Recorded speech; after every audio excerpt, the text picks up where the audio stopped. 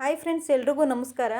ಪಾಕಿಸ್ತಾನದಲ್ಲಿ ಭೀಕರವಾಗಿ air strike ಆಗಿದೆಯಂತೆ. ಎಲ್ರಿಗೂ ಒಂದು ರೀತಿಯಲ್ಲಿ ಆಶ್ಚರ್ಯ ಪಡುವಂಥದ್ದು. ಪಾಕಿಸ್ತಾನದಲ್ಲಿ ಏರ್ ಸ್ಟ್ರೈಕ್ ಆಗಿದೆ ಅಂದರೆ ಹಾಕಿರೋರು ಯಾರು ಬಾಂಬ್ನ ಅಂತ ಹೇಳಿ, ಯಾರೋ ಶತ್ರು ರಾಷ್ಟ್ರಗಳೋ ಇಲ್ಲ ಬಲೂಚಿಸ್ತಾನದವರೋ ಹಾಕಿರ್ಬೋದು, ಬಂಡುಕೋರರೋ ಹಾಕಿರ್ಬೋದು ಅಂತ ನೋಡೋದಾದರೆ, ಇಲ್ಲಿ ಇವ್ರು ಯಾರೂ ಹಾಕಿಲ್ಲ. ಹಾಕಿರೋದು ಪಾಕಿಸ್ತಾನನೇ, ಪಾಕಿಸ್ತಾನ ಸೇನೆನೇ ಅವ್ರ ಜನತೆ ಮೇಲೇ ಹಾಕಿದೆ.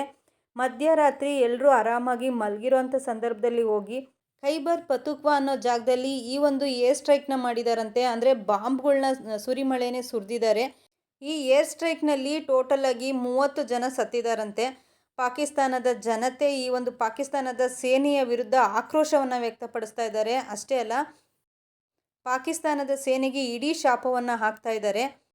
ಬೇರೆ ದೇಶಗಳೆಲ್ಲವೂ ಕೂಡ ಪಾಕಿಸ್ತಾನದ ಕಡೆ ತಿರುಗಿ ನೋಡಿ ಯಾರು ಆಗ್ತಿರೋದು ಅಂತ ಗೊತ್ತಾಗಿ ಕೊನೆಗೆ ಪಾಕಿಸ್ತಾನನೇ ತನ್ನ ಜನತೆ ಮೇಲೆ ಹಾಕಿದೆ ಅಂತ ಗೊತ್ತಾದಾಗ ಪಾಕಿಸ್ತಾನ ಬೇರೆ ದೇಶಗಳಿಗೆ ಬೇರೆ ಏನೇನೋ ಕಾರಣಗಳನ್ನ ಕೊಡ್ತಾ ಇದೆ. ಆದರೂ ಕೂಡ ಪಾಕಿಸ್ತಾನಕ್ಕೆ ಇದರಿಂದ ಮುಖಭಂಗ ಆಗಿದೆ.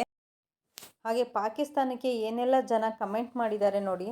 ನೀನೇ ಸಾಕಿದಾಗಿನಿ, ನಿಮ್ಮ ಜನನ ನೀನೇ ಸಾಯಿಸ್ತಾ ಇದೆಯಾ ಅಂತ ಹೇಳಿ ಹಾಕಿದ್ದಾರೆ. ಇನ್ನು ನೆಕ್ಸ್ಟ್ ಅಪ್ಡೇಟ್ ಏನಪ್ಪ ಅಂತಂದರೆ, ಮೊನ್ನೆ ತಾನೇ ರಿಲೀಸ್ ಆದಂಥ ಕಾಂತಾರ ಸಿನಿಮಾದ ಟ್ರೇಲರ್ ಸಂದರ್ಭದಲ್ಲಿ ವೇದಿಕೆಯಲ್ಲಿ ರಿಷಬ್ ಶೆಟ್ಟಿ ಅವರು ತಮ್ಮ ಅನುಭವನ ಹಂಚ್ಕೊಂಡಿದ್ದಾರೆ. ಈ ಫಿಲಮ್ ಮಾಡುವಾಗ ಏನೇನಾಯಿತು ಅಂತ. ಹಾಗೆ ಮಧ್ಯದಲ್ಲಿ ಜನಗಳಿಗೂ ಕೂಡ ಗೊತ್ತಾಗ್ತಾ ಇತ್ತು, ಈ ಒಂದು ಫಿಲಮ್ ಶೂಟ್ ಮಾಡಬೇಕಾದ್ರೆ ಹಾಗಾಯ್ತಂತೆ ಹೀಗಾಯ್ತಂತೆ, ಅವರು ಹೋಗ್ಬಿಟ್ರು ಅಂತ ಎಲ್ಲ ಹೇಳ್ತಾ ಇದ್ರು. ಅದನ್ನು ರಿಷಬ್ ಶೆಟ್ಟಿ ಅವರೇ ಹೇಳ್ಕೊಂಡಿದ್ದಾರೆ ವೇದಿಕೆ ಮೇಲೆ. ಕಾಂತಾರ ಮಾಡಕ್ ಶುರು ಮಾಡಿದ್ಮೇಲೆ ಸೆಟ್ಟಲ್ ಹಾಗಾಯ್ತು ಹೀಗಾಯ್ತು ಅಂತೆಲ್ಲ ಕೇಳ್ಪಡ್ತಾ ಇತ್ತು. ಲೆಕ್ಕ ಹಾಕಿದ್ರೆ ಮೋಸ್ಟ್ಲಿ ಒಂದು 4 ಸಲ 5 ಸಲ ನಾನು ಹೋಗಿ ಬಿಡ್ತಾ ಇದ್ದೆ. ಬಟ್ ಇವತ್ತವರೆಗೂ ನಾನು ಬಂದು ಈ ಸಿನಿಮಾನ ಶೋಲ್ಡರ್ಗೆ ಹಾಕೊಂಡು ನಾನು ಇಡೀ ತಂಡದ ಜೊತೆಗೆ ಬಂದು ನಿಮ್ಮ ಮುಂದೆ ನಿಂತಿದ್ದೀನಿ. 2ನೇ ತಾರೀಕು ಈ ಸಿನಿಮಾ ನಿಮ್ಗೆ ತೋರಿಸ್ತೀವಿ. ಇನ್ನು ನೆಕ್ಸ್ಟ್ ಅಪ್ಡೇಟ್ ಏನಪ್ಪ ಅಂದರೆ, ನಮ್ಮ ಮೈಸೂರು ದಸರಾ ಈ ಒಂದು ನಾಡ ಹಬ್ಬದ ಉದ್ಘಾಟನೆಯನ್ನು ಬಾನು ಮುಸ್ತಾಕ್ ಅನ್ನೋ ಮುಸ್ಲಿಂ ಮಹಿಳೆಗೆ ಕೊಟ್ಟಿದ್ದರಿಂದಾಗಿ ಜನಗಳೆಲ್ಲರೂ ಕೂಡ ತುಂಬಾ ಬೇಜಾರು ಮಾಡ್ಕೊಂಡಿದ್ರು. ಹಾಗೆ ಅರಮನೆಯಲ್ಲಿ ರಾಜರ ಆಸ್ಥಾನವನ್ನು ಮಹಾರಾಜರೇ ಪೂಜೆ ಮಾಡಿದ್ರಾದರೂ ಕೂಡ ಚಾಮುಂಡೇಶ್ವರಿ ಬೆಟ್ಟದಲ್ಲಿ ತಾಯಿ ಚಾಮುಂಡಿಯ ಮೈಸೂರು ದಸರಾ ಉದ್ಘಾಟನೆಯನ್ನು ಬಾನು ಮುಸ್ತಾಕ್ ಅವರೇ ನೆರವೇರಿಸಿದ್ರಿಂದಾಗಿ ತುಂಬ ಜನ ಬೇಜಾರು ಮಾಡ್ಕೊಂಡಿದ್ರು. ಸೊ ಇದಕ್ಕೂ ಮುಂಚೆನೇ ಈ ಒಂದು ವಿವಾದ ಕೋರ್ಟ್ ಮೆಟ್ಟಿಲು ಕೂಡ ಏರಿತ್ತು. ಅಲ್ಲೂ ಕೂಡ ಕೋರ್ಟ್ ಹೇಳ್ತು ಇವರೇ ಮಾಡಬೇಕು ಅಂತ ಹೇಳಿ. ಸೊ ಹಂಗಾಗಿ ಬಾನು ಮುಸ್ತಾಕ್ ಅವರೇ ಇವತ್ತು ಬಂದು ಸಾಂಪ್ರದಾಯಿಕವಾಗಿಯೇ ದೇವ್ರ ಸೀರೆನ ಉಟ್ಕೊಂಡು ತಾಯಿ ಚಾಮುಂಡೇಶ್ವರಿಗೆ ಕೈ ಮುಗಿದು ಸಾಂಪ್ರದಾಯಿಕವಾಗಿ ಕಾರ್ಯಕ್ರಮವನ್ನು ನಡೆಸ್ಕೊಟ್ಟಿದ್ದಾರೆ. ಆದರೂ ಕೂಡ ಅವರು ಮುಸ್ಲಿಮ್ಸ್ ಅನ್ನೋ ಒಂದು ಇದಕ್ಕೋಸ್ಕರ, ಧರ್ಮ ಅನ್ನೋದಕ್ಕೋಸ್ಕರವಾಗಿ ಜನ ತುಂಬಾ ಬೇಜಾರು ಮಾಡಿಕೊಂಡು ಕಮೆಂಟ್ಗಳನ್ನ ಕೂಡ ಹಾಕಿದ್ದಾರೆ. ದಸರಾ ಉದ್ಘಾಟನೆಯನ್ನಂತೂ ತಡೆಯೋಕ್ಕಾಗಲಿಲ್ಲ, ಆದರೆ ಇಂಥ ದಿನ ಮುಂದೆ ಒಂದು ದಿನ ಬರದೇ ಇರಲಿ ತಾಯಿ ಅಂತೇಳಿ ಚಾಮುಂಡೇಶ್ವರಿಗೆ ಬೇಡ್ಕೊಂಡಿದ್ದಾರೆ. ಹಾಗೆ ನೆಕ್ಸ್ಟ್ ಅಪ್ಡೇಟ್ ಏನಪ್ಪ ಅಂದರೆ, ಮೊನ್ನೆ ಎಲ್ಲ ಸೋಷಿಯಲ್ ಮೀಡಿಯಾದಲ್ಲಿ ವೈರಲ್ ಆಗಿತ್ತು ಈ ವಿಡಿಯೋ. ಗಣೇಶನಿಗೆ ಯಾರೋ ಚಪ್ಪಲಿ ಹಾರ ಹಾಕ್ಬಿಟ್ಟಿದ್ದಾರೆ ಅಂತ ಹೇಳಿ ನೋಡಿದ್ರೆ ಅಲ್ಲೆಲ್ಲೂ CC ಕ್ಯಾಮ್ರಾ ಇರಲಿಲ್ಲ. ಪಕ್ಕದಲ್ಲಿದ್ದಂಥ CC ಕ್ಯಾಮ್ರಾನ ತೆಗೆಸಿ ನೋಡಿದಾಗ ಒಬ್ಳು ಹೆಂಗಸು ತಲೆ ಮೇಲೆಲ್ಲ ಸೆರಗನ್ನು ಮುಚ್ಕೊಂಡು ಒಳಗಡೆ ಹೋಗಿ ಚಪ್ಪಲಿ ಹಾಕ್ಕೊಂಡು ಈಚೆ ಬರಬೇಕಾದ್ರೆ ಚಪ್ಪಲಿ ಇರಲಿಲ್ಲ. ಆಕೆನೇ ಇಟ್ಟಿರೋದು ಅಂತ ಗೊತ್ತಾಗಿದ್ದಾದರೂ ಕೂಡ ಯಾರು ಅಂತ ಗೊತ್ತಾಗಿರಲಿಲ್ಲ. ಅಷ್ಟರಲ್ಲಿ ಒಬ್ಬರು ಇಲ್ಲಿ ನಾನು ನೋಡಿದ್ದೀನಿ, ಇವ್ರನ್ನ ಮಾತಾಡಿಸ್ದೆ ಅಂತ ಹೇಳಿದ್ರು. ಹಾಗಾಗಿ ಹುಡುಕ್ತಾ ಹೋದಾಗ ನೋಡಿ ಇಲ್ಲಿ ಕಾಣಿಸ್ತಾ ಇದ್ದಾರಲ್ಲ ಇವರೇನೆ ಅಂತ ಗೊತ್ತಾಗಿದೆ. ಇವ್ರ ಬಗ್ಗೆ ತಿಳ್ಕೊಳ್ಳೋದಕ್ಕೆ ಅಂತ ಹೋದಾಗ ಇವ್ರ ಮಗ ಮತ್ತು ಇವರ ತಾಯಿ ಸಿಕ್ಕಿದ್ದಾರೆ. ಅವರು ಕೆಲವೊಂದು ವಿಷಯಗಳನ್ನ ಅವ್ರ ಬಗ್ಗೆ ಹೇಳ್ತಾರೆ. ಈಗ ನಿನ್ನೆ ಬೇಲೂರು ಪ್ರಕರಣ ಗೊತ್ತಾಯ್ತಲ್ಲ, ಈ ತರ ನಿಮ್ ಮಗಳು ಮಾಡಿರ, ಅದ್ರ ಬಗ್ಗೆ ನಿಮ್ಗೆ ಏನ್ ಅನ್ಸುತ್ತೆ? ಅದ್ರ ಬಗ್ಗೆ ನಾನು ತೆಪ್ಪೆ ಅದ್ರ ಬಗ್ಗೆ ತೆಪ್ಪೆ ನಾನು ಇಲ್ಲ ಅಂತ ಹೇಳಲ್ಲ.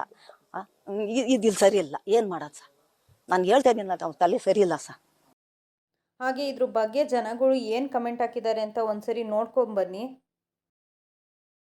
ಇನ್ನು ನೆಕ್ಸ್ಟ್ ಅಪ್ಡೇಟ್ ಏನಪ್ಪ ಅಂತಂದರೆ, ಕ್ರಿಕೆಟ್ ಮ್ಯಾಚು. ಇದು ಭಾರತ ಮತ್ತು ಪಾಕಿಸ್ತಾನ ಇಬ್ಬರು ಕೂಡ ಆಡ್ತಾ ಇರ್ತಾರೆ. ಇದರಲ್ಲಿ ಭಾರತ ಪಾಕಿಸ್ತಾನವನ್ನು ತುಂಬ ಅದ್ಭುತವಾಗಿ ಸೋಲಿಸಿ ಒಂದು ಜಯವನ್ನು ಸಾಧಿಸುತ್ತೆ. ಆದರೆ ಈ ಒಂದು ಸಂದರ್ಭದಲ್ಲಿ ಗ್ರೌಂಡಲ್ಲಿ ಇದ್ದಂತಹ ಪಾಕಿಸ್ತಾನದ ಆಟಗಾರರು ಕೆಟ್ಟ ಒಂದು ದುರ್ವರ್ತನೆಯನ್ನು ತೋರಿಸಿದ್ದಾರೆ ಅಂತ ಹೇಳ್ತಾ ಇದ್ದಾರೆ. ಆ ಕ್ರಿಕೆಟ್ ಬ್ಯಾಟನ್ನು ಗನ್ನ ರೀತಿಯಲ್ಲಿ ಹಿಡ್ಕೊಂಡು ಅಲ್ಲಿದ್ದಂಥ ಎಲ್ಲರನ್ನೂ ಸುಟ್ಟು ಹಾಕ್ಬಿಡ್ತೀನಿ ಅಂತ ಹೇಳೋದ್ರ ಮೂಲಕ ಒಂದು ಸನ್ನೆಯನ್ನು ಮಾಡಿ ತೋರಿಸ್ತಾರೆ. ಅಷ್ಟೇ ಅಲ್ಲ, ಅಲ್ಲಿ ಆಡ್ತಾ ಇದ್ದಂಥ ಆಟಗಾರರಿಗೂ ಕೂಡ ಒಂದು ಗುರಾಯಿಸಿ ನೋಡೋದು, ಹಾಗೆ ಒಂದು ಏನೋ ಒಂದು ಕಿರಿಕ್ ಮಾಡಿ ಮಾತಾಡೋದು, ಈ ರೀತಿಯಾದಂಥ ಒಂದು ದುರ್ವರ್ತನೆಯನ್ನು ಮಾಡಿದ್ರು ಅಂತ ತಿಳಿದು ಬಂದಿದೆ. ಇನ್ನು ನೆಕ್ಸ್ಟ್ ಅಪ್ಡೇಟ್ ಏನಪ್ಪ ಅಂತಂದರೆ ಊರಿನ ಕಡೆದು. ಇದು ತಿರುಗಾಡ್ಕೊಂಡು ತೋಟದ ಕಡೆ ಬರಬೇಕಾದ್ರೆ ಪಕ್ಕದಲ್ಲಿದ್ದಂಥ ತೆಂಗಿನ ಮರದಲ್ಲಿ 2 ಕಾಯಿ ಕೆಳಗಡೆ ಬಿದ್ದಿತ್ತು. ಅದನ್ನು ನೋಡ್ದಂಥ ನಾವು ಎತ್ಕೊಂಡು ಬರೋಣ ಅಂತೇಳಿ ನಮ್ಮ ಹುಡುಗ ಎತ್ಕೊಂಡು ಬರ್ತಾ ಇದ್ದ. ಅಷ್ಟರಲ್ಲಿ ಆ ತೋಟ ಕಾಯಕ್ಕಿದ್ದಂಥವನು ಅದನ್ನು ನೋಡಿ ಬೈದ್ಬಿಟ್ಟು ಆ ತೆಂಗಿನಕಾಯಿನ ಕೈಯಿಂದ ಕಿತ್ಕೊಂಡು ಅವ್ನಿಗೆ 2 ಏಟು ಹೊಡೆದ. ನಮ್ಮ ಹುಡುಗಂಗೆ ಹೊಡೆದ್ಬಿಟ್ನಲ್ಲ ಅಂತೇಳಿ ನಾನು ಊರಿಗೆ ಹೋಗಿ ಒಂದಿಬ್ರನ್ನ ಕರ್ಕೊಂಬರೋ ಅಷ್ಟರಲ್ಲಿ ಅವನು ಜನನೆಲ್ಲ ನೋಡಿದ ತಕ್ಷಣ ಒಂದು ಲಾಂಗ್ನ ತಗೊಂಬಂದು ಏನು ಮಾಡ್ತೀರೋ ಮಾಡಿ ಬನ್ನಿ ಅಂತ ಹೇಳಿ